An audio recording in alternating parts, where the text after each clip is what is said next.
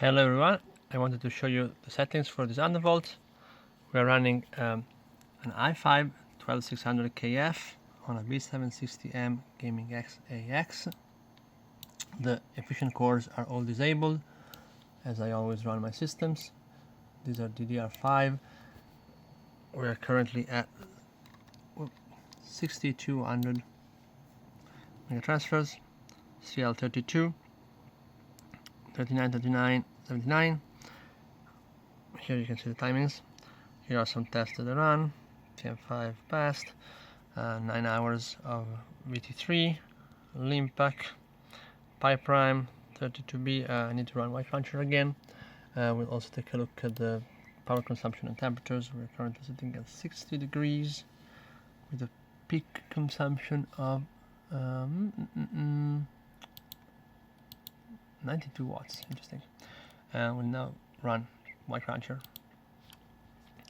The system is, of course, as always, heavily undervolted. I will show you the voltages in the BIOS. Here you can see, for example, the memory voltages. So I'm 126 on the VDD and 1.14 on the VDDQ, which is very low because we're only running at 60,200 megatransfers. Let's run Y Cruncher. Let's see how the power consumption goes in temperatures.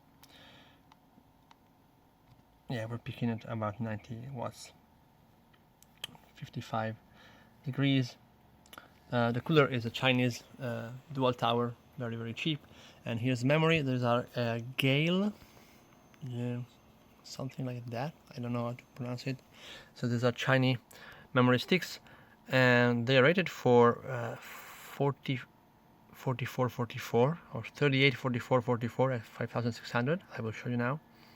Let's finish Y Crunchy first. And so here's the about memory. So I got the sticks from like, how do you say that?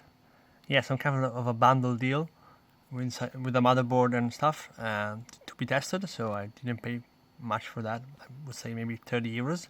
So it was worth it.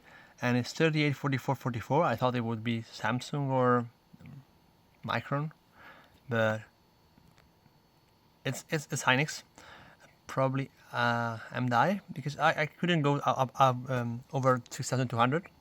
I tried with some different settings. Didn't try that hard because I really don't love high voltages, but I tried to pump a lot of voltage in every settings that I was sure would work for normal Hynix at 6400, which I always get to, but yeah, I would get errors everywhere. So that's weird. That's a very low Hynix pin for some reason, or maybe the PCB is really awful. But yeah, it's rated for 38, 44, 44, 84, and yeah, that's, I never seen that low bin for Hynix, but it exists. So what else? Here's memory latency checker, and it's fine to compare this to. Now this is the results for Core Ultra 5 that I'm testing at 6800. I know the timings are looser, but it's still much higher frequency, and the latency is so awful, and the PyPrime result is so awful, considering this is a much newer platform and much more expensive. Well, anyway, let's get to our BIOS settings. So here we are, memory settings, 32, 39, 39, 79, TRFC 456. As always, this timing can go a little bit lower and give me better latency, but higher, so lower scores for Limpac. So I struck the balance there. Purify, I tried to max it and didn't make much of a difference, so I kept it that way. XP16, this one controlled the TWR as far as I understand, and yeah, these are minimized. Lower than that will cause error in TM5, I think.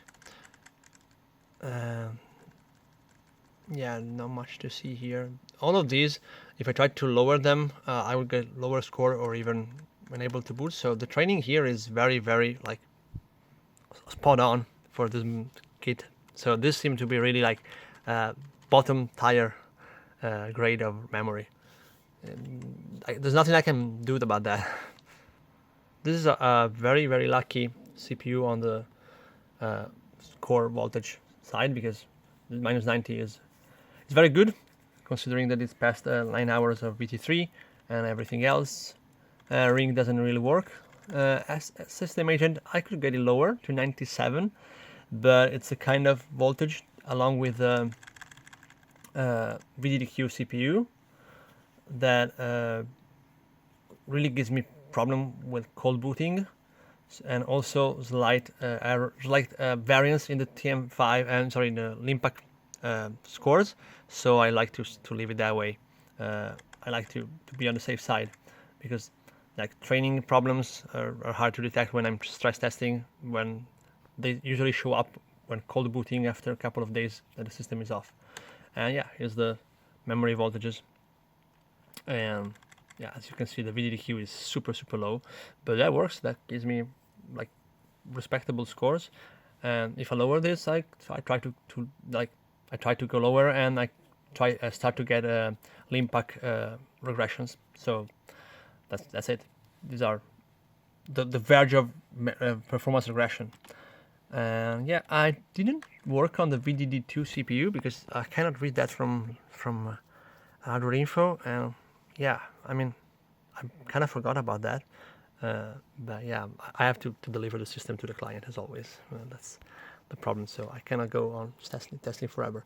What else? Oh yeah, the CPU settings, just to show you that. Yeah, E-cores are enabled, 0. 144 is the limit, but doesn't go above 95 watts. I also forgot about Geekbench. That's nice.